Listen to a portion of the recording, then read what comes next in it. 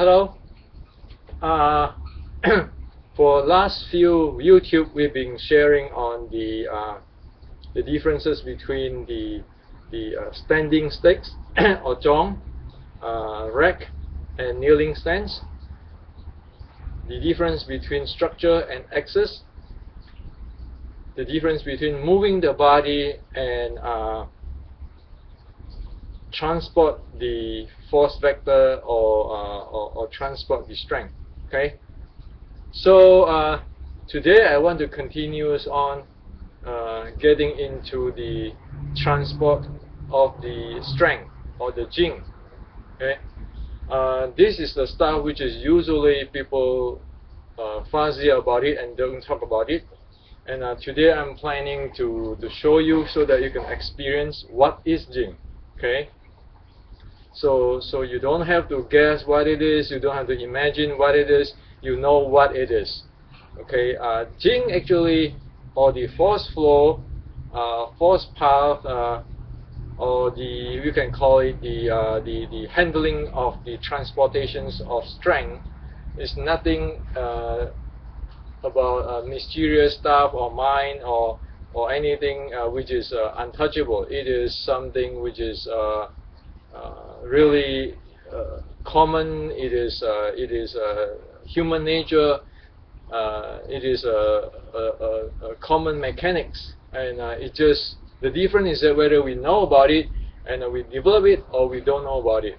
If we know about it, then we can play in this paradigm. If we don't know about it, then we don't know how to play with it. That's all. So today I want to share with you the brief on the basic of what is this Jing stuff. Okay.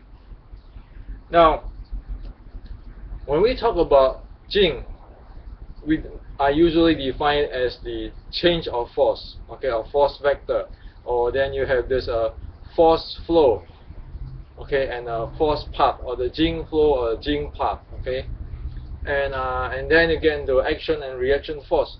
So what are they? Okay. So first I'll let you feel or experience what is it. Okay. Now, this is our good laboratory, the wooden dummy. Now I'd like you to do this. Just put your hand here. Put your hand in the lower one, or you can stand up or sit down, whatever it is fine, because it's just an experiment so that you can. The key point is so that you be able to experience what I'm talking about. Okay. So don't you can be flexible. Don't get rigid. Okay, just remember the key points and follow my instruction. I'm sure you will feel it, because as soon as you are human, you can feel that. Okay, it doesn't have to be some rocket scientist or some special beings which is enlightenment. Okay, so let's go. Put your hand on this lower arm or any arm. Okay. But this lower is better, okay? Or if you sit on the sofa, you can put your hand on your lap, okay? That's fine, okay? Just put it lower, okay? And since I'm standing up, I put it here. If you, as I said, that if you sit in the sofa or chair, you can put it on your lap, okay? Now let's do this. Let's use this palm, okay, to rotate like this and press down, okay, really lightweight, and press down gradually. You don't have to use a lot of force. Just relax your hand, relax everything, and use this palm to press down, like you're pressing something into this hand. Okay, if you sit on the sofa, you can press on something. Okay, the same thing. The notion is the key point is to use this palm to press something. Press something while you're like a screwing, pressing down here, slowly pressing down. Okay, pressing it down. Okay, you don't have to use too much strength. Just remember this. Okay. Now, what you will notice is this: when you apply this force, this is a spiral force down. Okay, when you apply this spiral force downward, you will feel a force which is traveling up. If your hand is relaxed, if it's relaxed, when you squeeze like this or compress like this, you will feel something go. If you're going down like that, you'll go up like that. You'll feel that. Okay? You go raise. The further you compress it in, the higher it move up. So if you put your hand like this, you just screw press a little bit, slightly, it go here. The one when your force going down, your pressure going down, you feel like something moving to the wrist. You put twist more or press more, rotate it more down, it go up, and then while it go more and more, it go higher and higher. Okay. Now try it a few times. Okay, and actually you don't even have to doing this kind of motion like this kind of press. A gradual straight press will doing it too. Okay, it's only using this rotating type so that you can have a more differentiate in the feelings. Okay, but either you go straight or go straight down or go screwing down is the same thing. Okay, now okay, so what you apply is an action force downward. Okay, and what you get is a reaction force up to your hand. However, you need to loose your joints. If you lock your joint, it's a different story. Okay. So the force coming up and the force going down. Okay, that is the Jing flow or force change flow. Okay, the Jing flow or force change flow, and the path it takes for this flow to go up or down, that is the Jing path or force change path. Okay, so that is that simple. Okay, so again, you put your hand down there, you apply a twisting type of pressure gradually downward, and gradually you can feel your force going down, and there's like a force, a strength going upwards. Okay, so that is what Jing is about. Okay, now, so I define for you again. Jing is the change of the force. Jing flow is the change of the force flow. Okay, like in this case, flowing upward, the reaction force going up. Okay, and the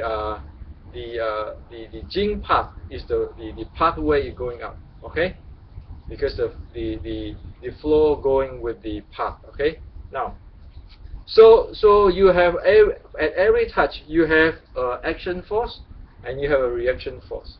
In this way, in this particular example, when I force it and apply action force downward, actually I got a rebound force backward to my body. Okay.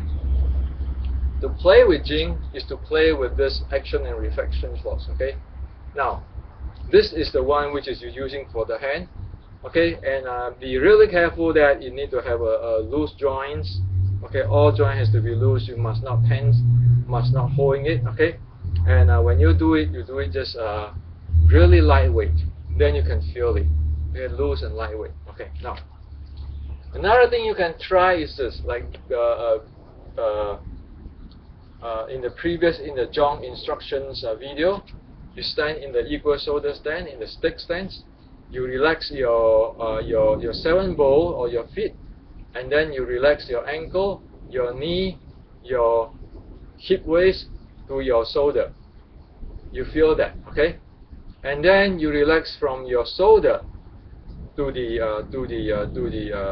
hip level, and then gradually down to the knee, and then to the ankle and to the feet. Okay, so you have two sequences. One sequence is that you relax from the feet up to the shoulder, and another sequence is you relax from the shoulder down to the feet. You will feel that flow. Okay, so that is the Jing flow and the Jing path. You can sense it. Okay, you can experience that. Now, So playing with the Jing, or we can call it playing with the strength transportations, is very different than moving the body. Okay, say if I want to moving my body to punch something, just moving my body. As for the using to transport the strength, okay, it's a different story. Okay, so these are two different things, and now I hope that you'll be able to experience the what is the Jing. Okay, so this is what it is. Okay, now, so from here we can see one thing too. All these 7 balls need to be relaxed or loose. Okay, and it must not be hold on a certain angle. One of the usually thing will cause the Jing flow to stuck is when we say that doing this Wu Sao. If we lock that wrist, that means it's going to stuck there. If we lock this elbow, it's going to stuck there. So the flow will not go; it will stuck there. Okay, or the flow will depend on how tense, how much you will lock your joints. The degree of the stuckness will be there. Okay, but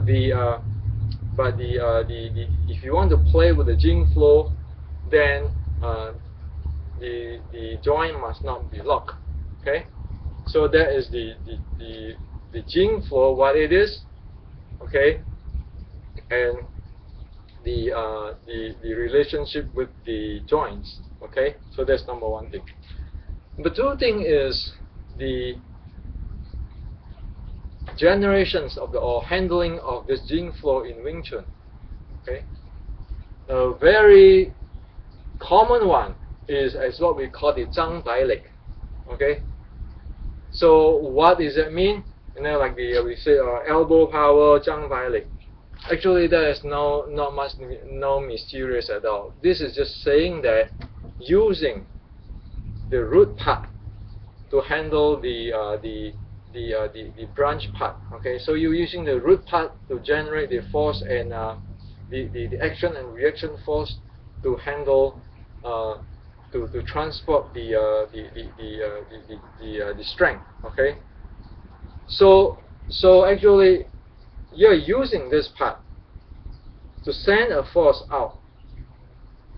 Okay, and there's a lot of different ways to doing it. Sometimes you can have this thing spiral in, while this spiral out, and a different kind of combination, or straight in, straight out, those kind of combination. So when you do say the sun punch with the Zhang Bai Lik, actually it is make use of this part and this part in combinations to transport the force, the strength flow, or the strength transportation. Okay, so there's the generations. So it is not just you use this branches. Okay, so it's like a tree. This is the roots.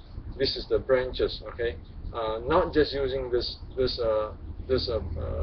branches, but using the root. The root and the branch is operate in the same time together. Same thing also is like when we usually talk about something called the no-inch power. Okay, where you extend your hand and where you drop your body, extend your hand and drop your body, especially in the shooting power.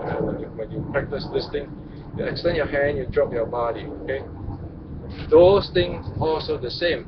So what happens is this: the key in those in this so-called zero or no-inch power or no-inch strike is that the key is the root, the 7 ball, the 7 ball, or the feet ball, the ankle, and the knees. Okay, that generate the compression downward to the ground.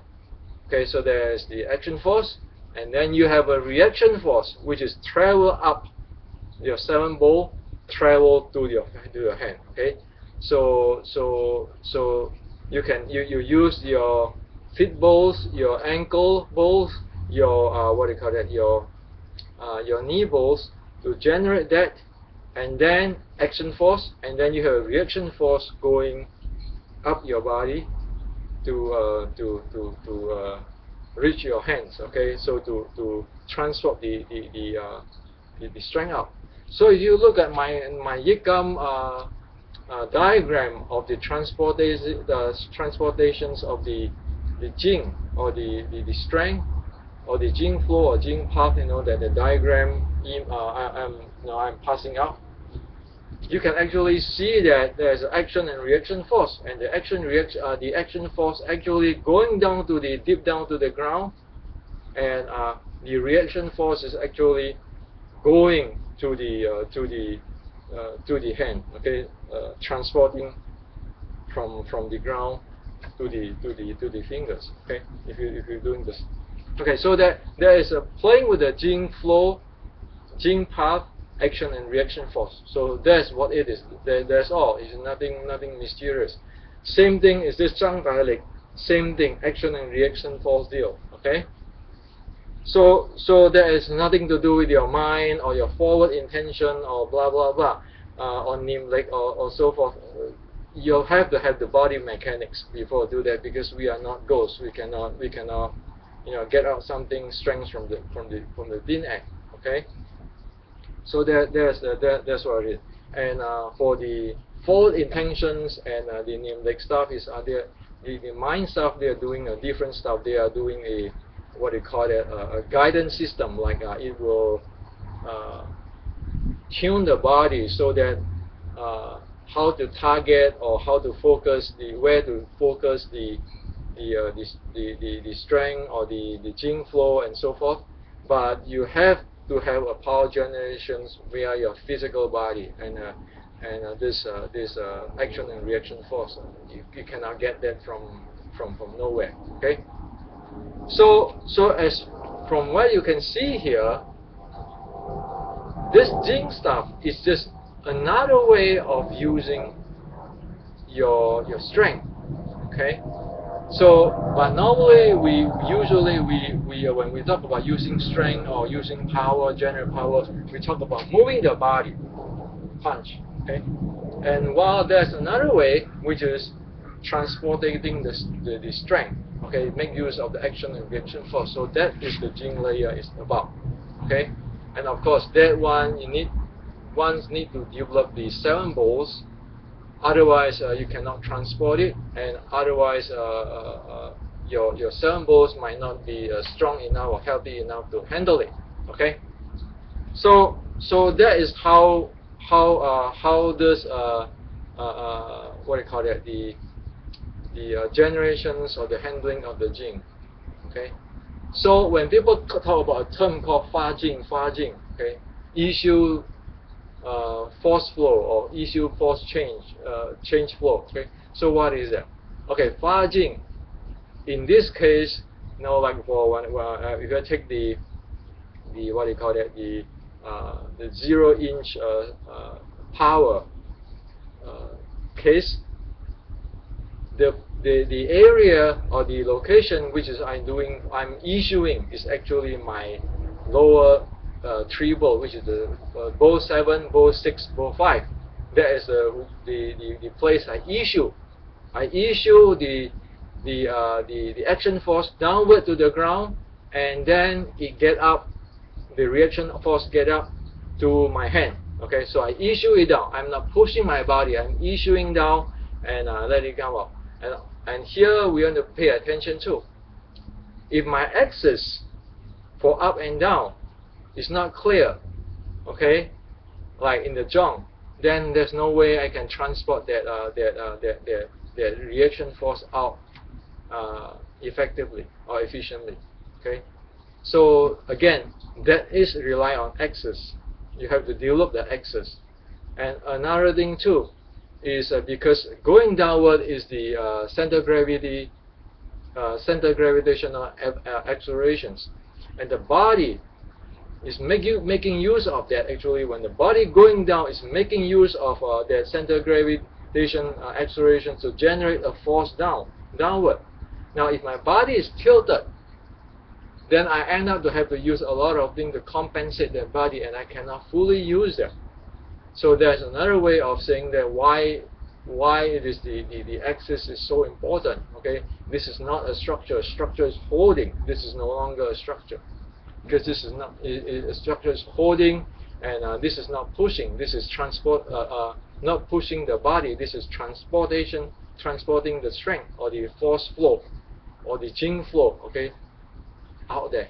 Okay, so Jing, as well I said, that is a force flow, is because it is actually it should be called the force change flow. Okay, and sometimes you just call it force flow. It can be confusing, but it's so Jing equal to force change, and Jing flow is force change flow, because this is a changing stuff. This is not fixed. Okay, so let me tell you what is fixed.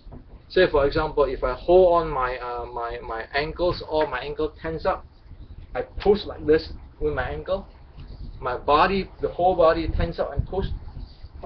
That is where this is fixed. Okay, and as for the force flow, or sorry, for the force change flow, or Jing flow, meaning I actually apply action force, like when we do this experiment with the hand. Gradually you send it lower, lower, lower, lower. It's like a flow of water. You know, gradually the force, the applied force is increasing, and it go deeper and deeper. So there's a force change there. It's not just like it hold on there with a lot of strength. Okay, so there's a different stuff. Okay, now another thing we want to talk about is that there's the ceiling tau thing. The second thing, the third thing, of course, is the Changqiu thing. People usually talk about the standing 70, 30, 50, 50, 0, 100, and whether you're going to turn with your heels or turns with your K1. Well, guess what? In reality, everything might happen, because nobody can go stand there 50, 50 or 0, 100, those kind of things. Those are a range of stuff which is thing can happen. And for me, in my understanding, the most important thing, the key, is not that 50, 50 or 70, 30 or heels or K1. Well, actually, you don't want to use your K1. Why? Because if you use your K1, you damage your knee. You use your heel, you are not going to support. It's going to bounce you back. Okay, if you play with this this Jing flow, as well as I said, that you can do an experiment. Inject a force flow, action force down to your heel, and see how fast it will bounce you back. So it make it unstable. Blah blah blah. Okay. So the important thing, the critical thing, what I see is this. In this case of the Changqiu case, the critical thing is your 7 balls, the feed ball, because the feed ball, like the suction cup there. Okay, the feed ball here, like the suction cup there. Okay, it handle all the force going in and out of the ground. Okay, of course it's just analogy, going force in and out of the ground. Okay, or the action and reaction force, but it's that part of the thing which is handled up and down. And the second thing is the axis. Okay, whether the axis can transport or not. So you have the 7 ball, which can handle because the 7 ball is contact between the ground. Okay, the ground contact. So your action reaction force is actually has to be handled there. And of course, with the help of this ankle and the help of the knee, then that become the power generations or power handling, or the place which is issue the Jing flow, okay, or the place which is using for Jing, okay. And it is not this turning of the hip and so forth. One example, we can try this way. If you do this swing, try to swing like moving your feet, your 7 ball, like experiment of this turn, okay, turning like that, okay. See how is that feel compared with you just sit on the rack or stand on the knee, kneeling stance, and then you turn your hip, okay. See the difference, okay. See how one transport the action reaction force up and down, another one just gets stuck, and you have to rely on a lot of muscle here, okay. So if you use the standing stick and you do these pressions with your what do you call that, with your 7 ball and the ankle and the knee, you are generating what?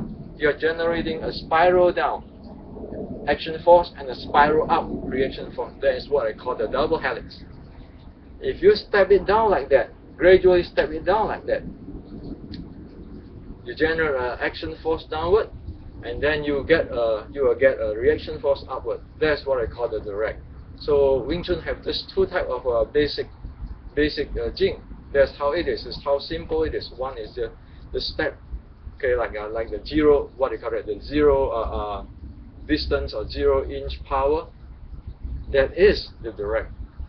Down, generate the action force, and then the reaction force come out from the ground, or in Chinese called 力从地起. Okay, and for the turning, okay, or the double helix, you just spiral it down, so you generate a action force going down to the ground, while a reaction force going up, coming up to your body. Okay, so that is what in the Chum Kiu which I understood. Okay, on if you want to play in this paradigm of Jing, or the Jing layer, that is how it played. Okay, so it is not about placing my body weight or anything. It's make use of the body weight to generate with the gravitational acceleration to generate the action and action force to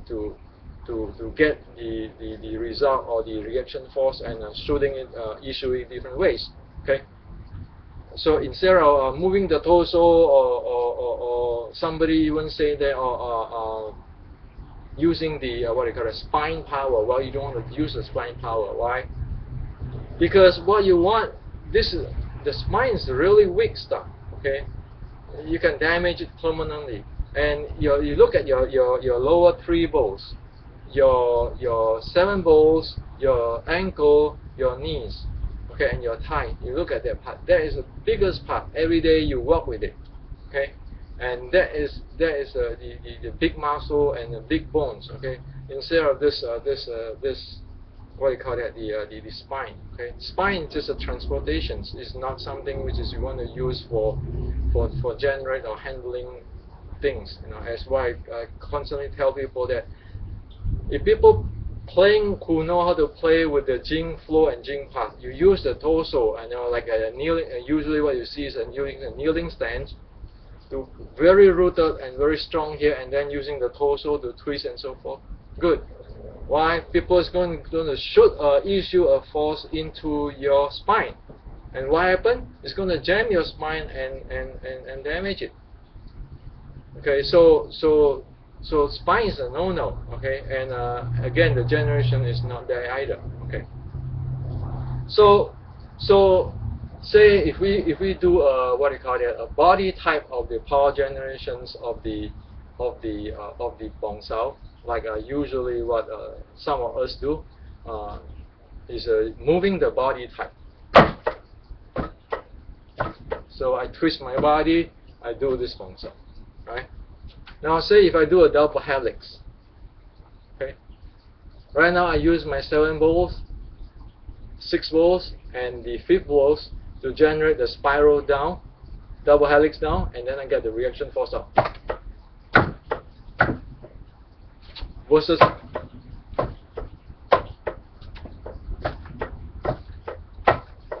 okay. So this one is moving with this thing. This one is I have to going down, wait for the thing come up, and release it. 2 different things. Okay.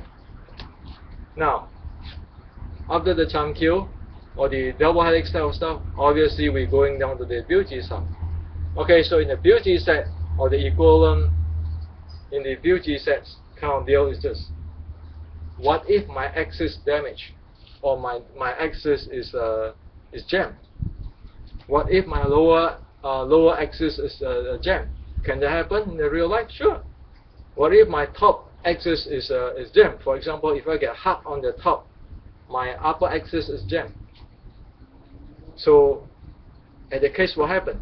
Okay, if my lower axis is not jammed, I can still use my 7/5 6 volt to generate the power. I can give up this thing, just let go of this thing, using this bottom to power up. So that means if I jam it here, I can still using this this lower 3 volts to fudging. Wherever the contact is, I can fudging that place. I can issue force from issue the strength, or transfer the strength to the locations I want the strength to go via my lower 3 volts power generations. Now, what if I go hot down here, down the ground? What happened? Okay. What happened is that if you can handle or develop the 7 volt, dislocate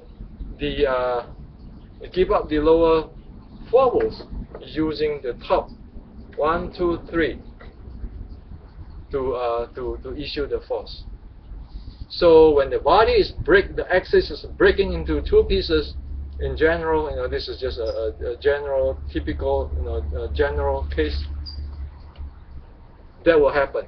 Either the top broken or lower broken.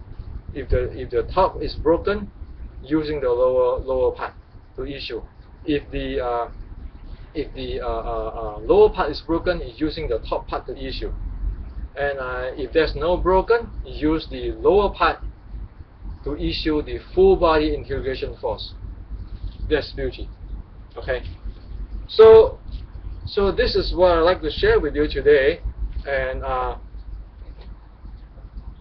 this Jing stuff is another paradigm. As what I say, it's nothing mysterious. It's just another way to use the body.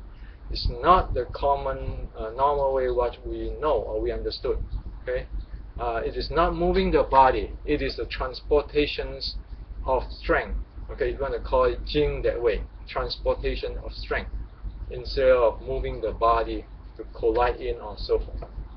Okay, I don't know it all. So I present to you what I understood. Okay, thank you.